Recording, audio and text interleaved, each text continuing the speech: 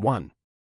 I might never have heard of Cynthia's death had I not run, that night, into D, whom I had also lost track of for the last 4 years or so, and I might never have run into D had I not got involved in a series of trivial investigations. The day, a compunctious Sunday after a week of blizzards, had been part dew, part mud. In the midst of my usual afternoon stroll through the small hilly town attached to the girls' college where I taught French literature, I had stopped to watch a family of brilliant icicles dripping from the eaves of a frame house. So clear-cut were their pointed shadows on the whiteboards behind them that I was sure the shadows of the falling drops should be visible too. But they were not. The roof jutted too far out, perhaps, or the angle of vision was faulty, or, again, I did not chance to be watching the right icicle when the right drop fell. There was a rhythm, an alternation in the dripping that I found as teasing as a coin trick.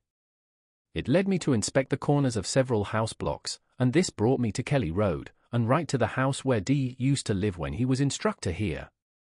And as I looked up at the eaves of the adjacent garage with its full display of transparent stalactites backed by their blue silhouettes, I was rewarded at last, upon choosing one, by the sight of what might be described as the dot of an exclamation mark leaving its ordinary position to glide down very fast, a jot faster than the thaw drop it raced. This twin twinkle was delightful but not completely satisfying, or rather it only sharpened my appetite for other tidbits of light and shade, and I walked on in a state of raw awareness that seemed to transform the whole of my being into one big eyeball rolling in the world socket. Through peacocked lashes I saw the dazzling diamond reflection of the low sun on the round back of a parked automobile. To all kinds of things a vivid pictorial sense had been restored by the sponge of the thaw. Water in overlapping festoons flowed down one sloping street and turned gracefully into another. With ever so slight a note of meretricious appeal, narrow passages between buildings revealed treasures of brick and purple. I remarked for the first time the humble fluting last echoes of grooves on the shafts of columns ornamenting a garbage can, and I also saw the rippling upon its lid circles diverging from a fantastically ancient center. Erect, dark-headed shapes of dead snow, left by the blades of a bulldozer last Friday, were lined up like rudimentary penguins along the curbs, above the brilliant vibration of live gutters. I walked up, and I walked down, and I walked straight into a delicately dying sky, and finally the sequence of observed and observant things brought me, at my usual eating time, to a street so distant from my usual eating place that I decided to try a restaurant which stood on the fringe of the town. Night had fallen without sound or ceremony when I came out again. The lean ghost, the elongated umbra cast by a parking meter upon some damp snow, had a strange ruddy tinge. This I made out to be due to the tawny red light of the restaurant sign above the sidewalk, and it was then as I loitered there, wondering rather wearily if in the course of my return tramp I might be lucky enough to find the same in neon blue, it was then that a car crunched to a standstill near me and D got out of it with an exclamation of feigned pleasure. He was passing, on his way from Albany to Boston, through the town he had dwelt in before, and more than once in my life have I felt that stab of vicarious emotion followed by a rush of personal irritation against travelers who seem to feel nothing at all upon revisiting spots that ought to harass them at every step with wailing and writhing memories. He ushered me back into the bar that I had just left, and after the usual exchange of buoyant platitudes came the inevitable vacuum which he filled with the random words, "Say, I never thought there was anything wrong with Cynthia Vane's heart. My lawyer tells me she died last week." 2. He was still young, still brash, still shifty, still married to the gentle, exquisitely pretty woman who had never learned or suspected anything about his disastrous affair with Cynthia's hysterical young sister, who in her turn had known nothing of the interview I had had with Cynthia when she suddenly summoned me to Boston to make me swear I would talk to D and get him kicked out if he did not stop seeing Sybil at once, or did not divorce his wife, whom incidentally she visualized through the prism of Sybil's wild talk as a termagant and a fright. I had cornered him immediately. He had said there was nothing to worry about, had made up his mind, anyway, to give up his college job and move with his wife to Albany, where he would work in his father's firm, and the whole matter, which had threatened to become one of those hopelessly entangled situations that drag on for years, with peripheral sets of well-meaning friends endlessly discussing it in universal secrecy, and even founding, among themselves, new intimacies upon its alien woes, came to an abrupt end. I remember sitting next day at my raised desk in the large classroom where a mid-year examination in French Lit was being held on the eve of Sybil's suicide. She came in on high heels, with a suitcase, dumped it in a corner where several other bags were stacked, with a single shrug slipped her fur coat off her thin shoulders, folded it on her bag, and with 2 or 3 other girls stopped before my desk to ask when I would mail them their grades. It would take me a week, beginning from tomorrow, I said, to read the stuff.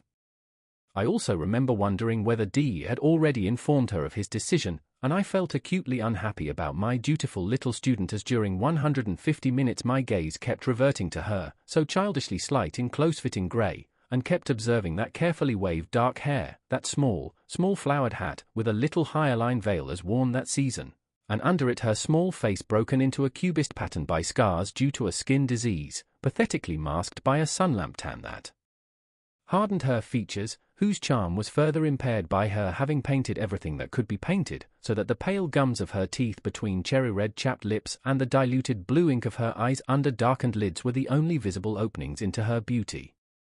Next day, having arranged the ugly copybooks alphabetically, I plunged into their chaos of scripts and came prematurely to Walewski and Vane, whose books I had somehow misplaced. The first was dressed up for the occasion in a semblance of legibility, but Sybil's work displayed her usual combination of several demon hands. She had begun in very pale, very hard pencil which had conspicuously embossed the black verso, but had produced little of permanent value on the upper side of the page. Happily the tip soon broke, and Sybil continued in another, darker lead, gradually lapsing into the blurred thickness of what looked almost like charcoal, to which, by sucking the blunt point, she had contributed some traces of lipstick. Her work, although even poorer than I had expected, bore all the signs of a kind of desperate conscientiousness, with underscores, transposes, unnecessary footnotes, as if she were intent upon rounding up things in the most respectable manner possible.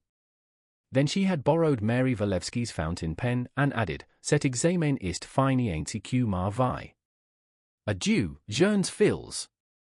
Please, Monsieur le Professeur, contact Marceau and tell her that death was not better than D-, but definitely better than life minus D." I lost no time in ringing up Cynthia, who told me it was all over, had been all over since 8 in the morning, and asked me to bring her the note, and when I did, beamed through her tears with proud admiration for the whimsical use, just like her. Sybil had made of an examination in French literature.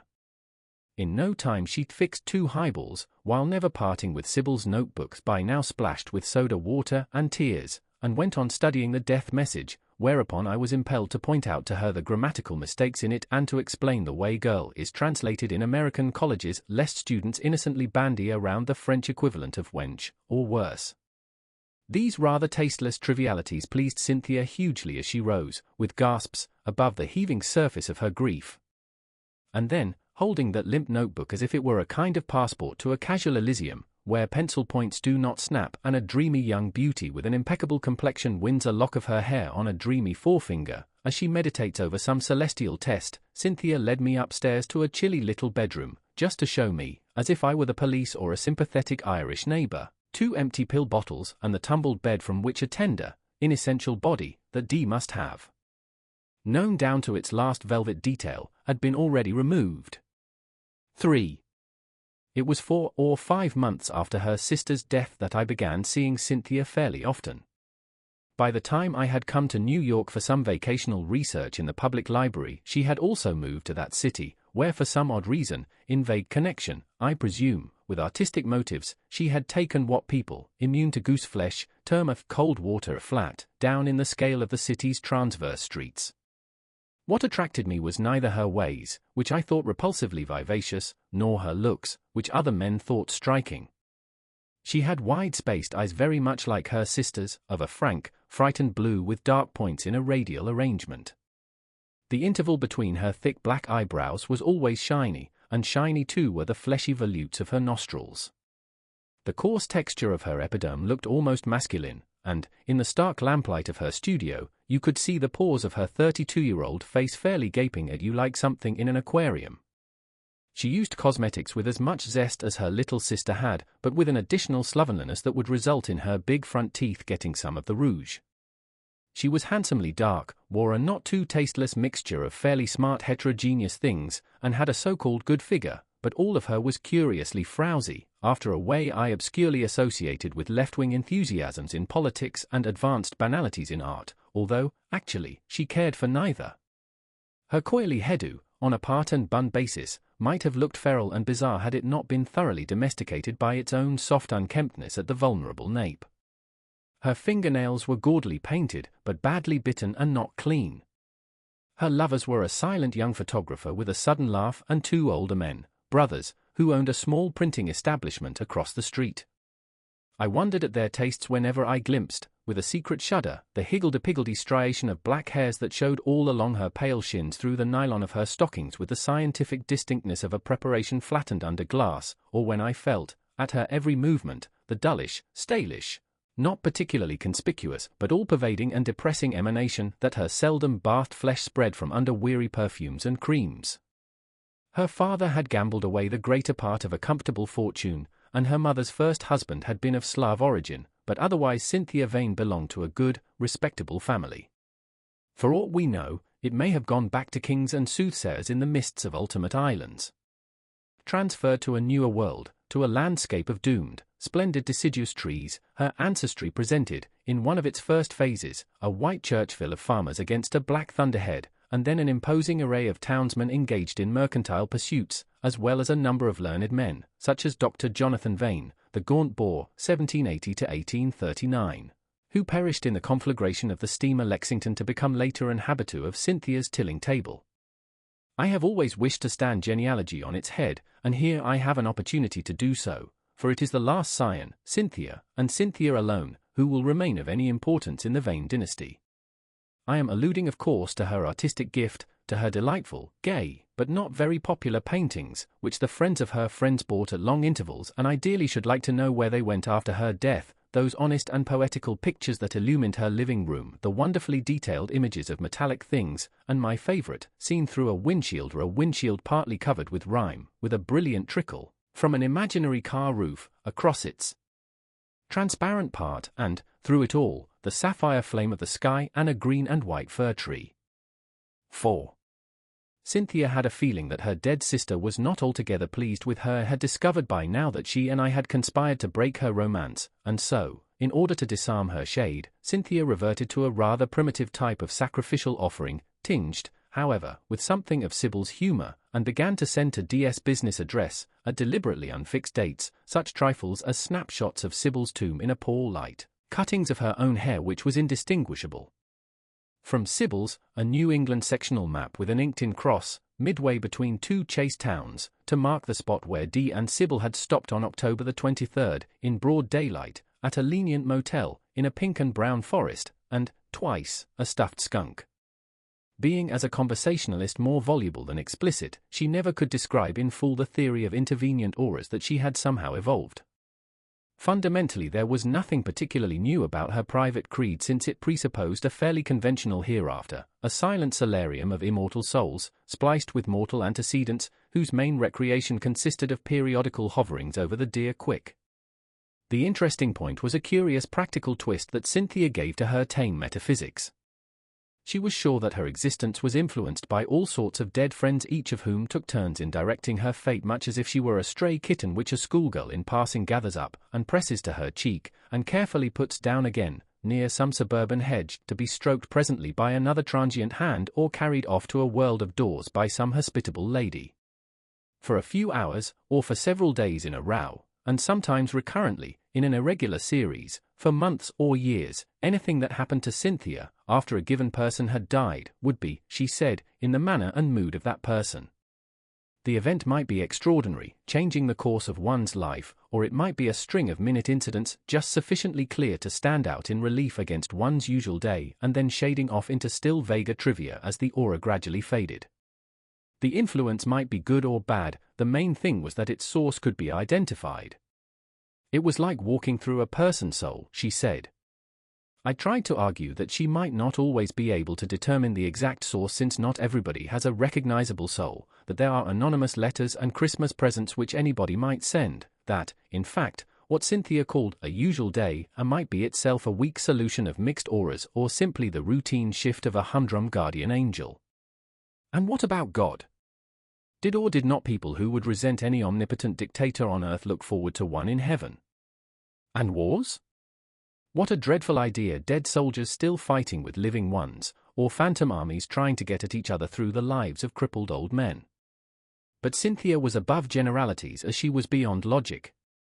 "Ah, that's Paul," she would say when the soup spitefully boiled over, or, "I guess good Betty Brown is dead when she won a beautiful and very welcome vacuum cleaner in a charity lottery."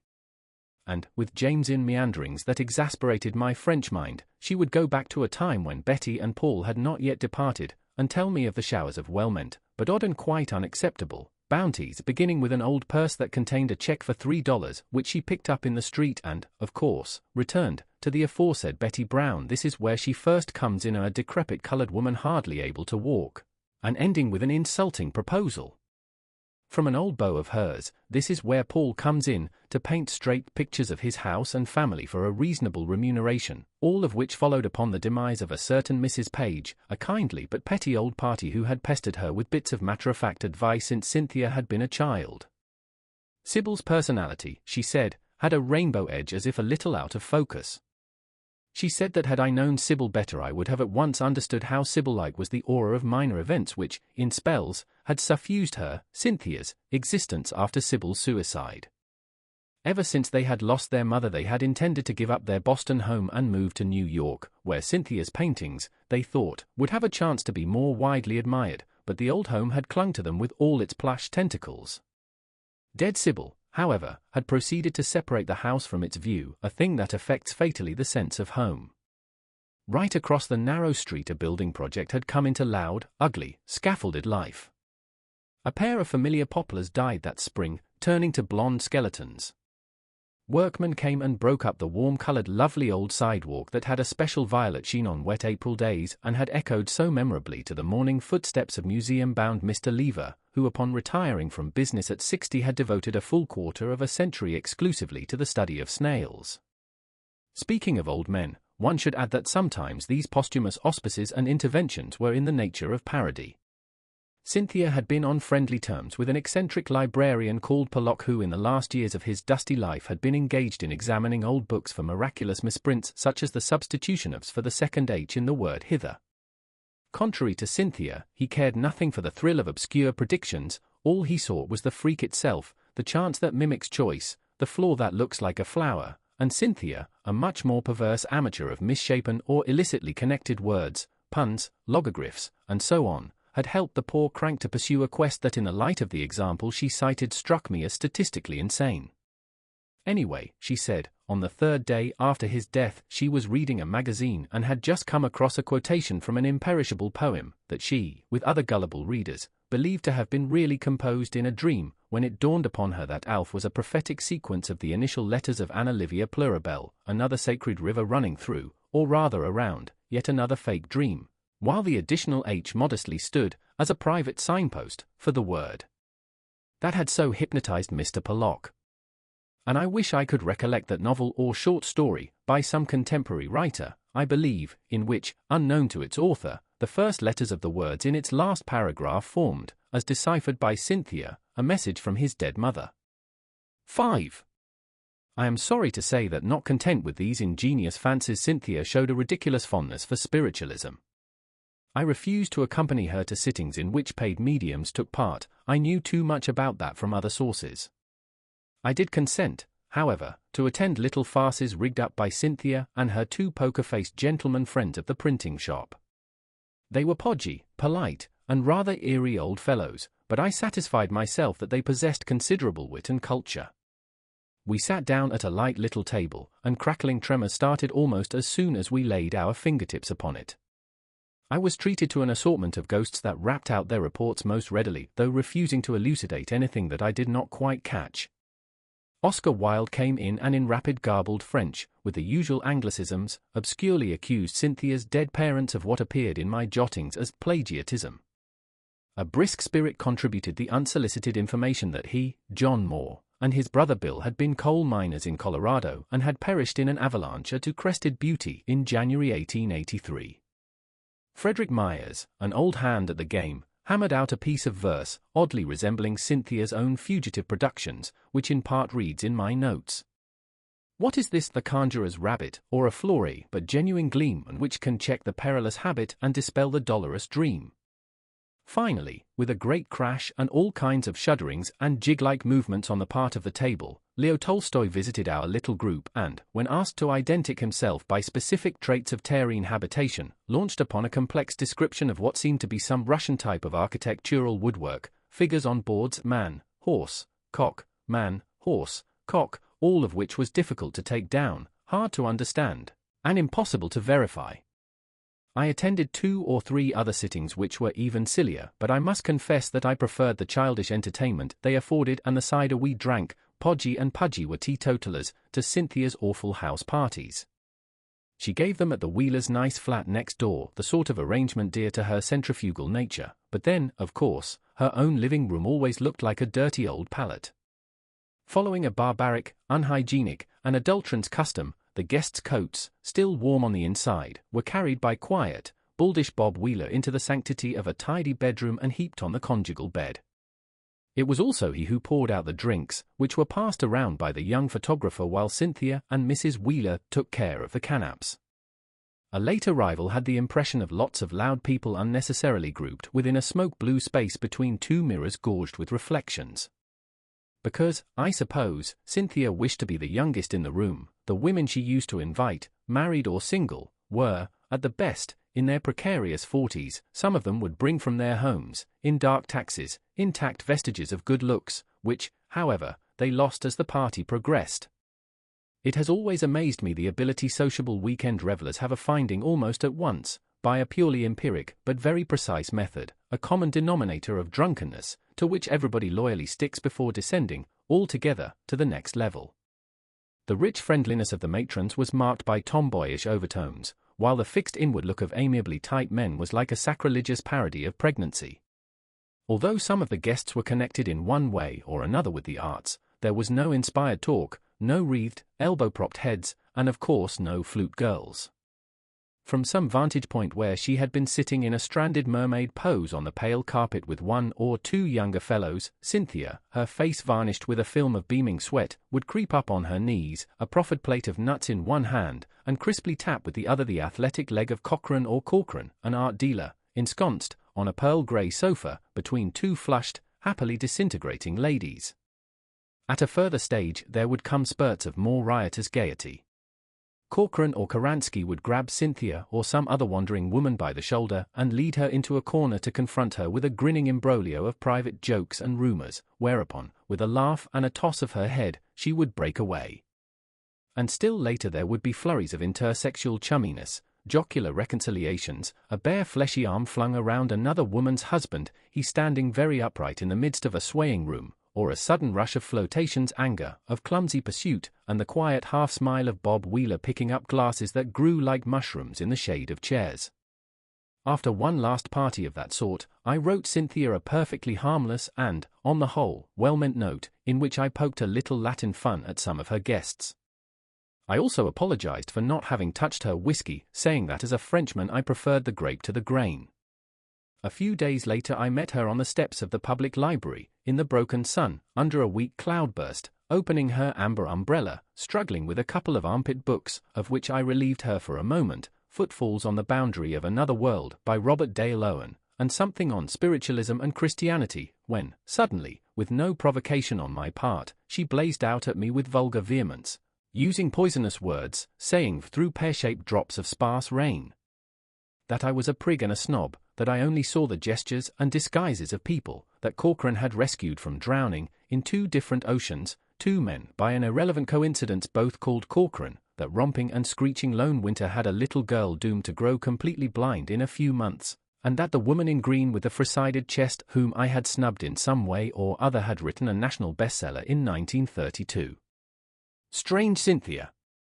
I had been told she could be thunderously rude to people whom she liked and respected. One had, however, to draw the line somewhere, and since I had by then sufficiently studied her interesting auras and other odds and ids, I decided to stop seeing her altogether. 6. The night D informed me of Cynthia's death. I returned after 11 to the 2-story house I shared, in horizontal section, with an emeritus professor's widow. Upon reaching the porch, I looked with the apprehension of solitude at the two kinds of darkness in the two rows of windows, the darkness of absence and the darkness of sleep.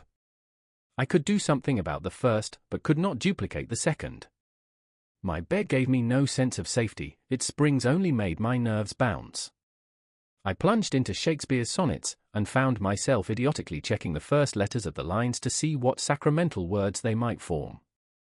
I got fate, LXX, atom, CXX, and, twice, Taft, LXXXVI, CXXXI. Every now and then I would glance around to see how the objects in my room were behaving. It was strange to think that if bombs began to fall I would feel little more than a gambler's excitement, and a great deal of earthy relief, whereas my heart would burst if a certain suspiciously tense-looking little bottle on yonder shelf moved a fraction of an inch to one side. The silence, too, was suspiciously compact, as if deliberately forming a black backdrop for the nerve flash caused by any small sound of unknown origin. All traffic was dead. In vain did I pray for the groan of a truck up Perkins Street. The woman above, who used to drive me crazy by the booming thuds occasioned by what seemed monstrous feet of stone, actually, in diurnal life, she was a small dumpy creature resembling a mummified guinea pig, would have earned my blessings had she now trudged to her bathroom. I put out my light and cleared my throat several times so as to be responsible for at least that sound. I thumbed a mental ride with a very remote automobile, but it dropped me before I had a chance to doze off. Presently a crackle, due, I hoped, to a discarded and crushed sheet of paper opening like a mean, stubborn night flower, started and stopped in the waste paper basket, and my bed table responded with a little click. It would have been just like Cynthia to put on right then a cheap poltergeist show. I decided to fight Cynthia.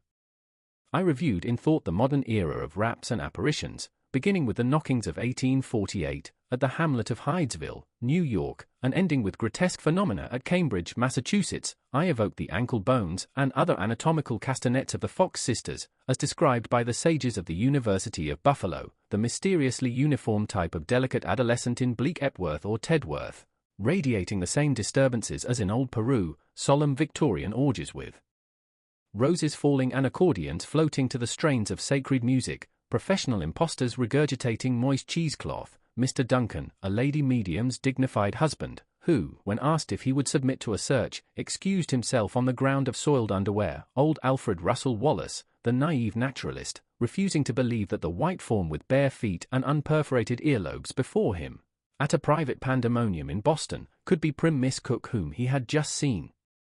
Asleep, in her curtained corner, all dressed in black, wearing laced-up boots and earrings, two other investigators, small, puny, but reasonably intelligent and active men, closely clinging with arms and legs about Eusapia, a large, plump elderly female reeking of garlic, who still managed to fool them, and the skeptical and embarrassed magician, instructed by charming young Marjorie's control, not to get lost in the bathrobe's lining but to follow up the left stocking until he reached the bare thighs, upon the warm skin of which he felt a teleplastic mass that appeared to the touch uncommonly like cold, uncooked liver. 7. I was appealing to flesh, and the corruption of flesh, to refute and defeat the possible persistence of discarnate life. Alas, these conjurations only enhanced my fear of Cynthia's phantom. Atavistic peace came with dawn, and when I slipped into sleep the sun through the tawny window shades penetrated a dream that somehow was full of Cynthia. This was disappointing. Secure in the fortress of daylight, I said to myself that I had expected more.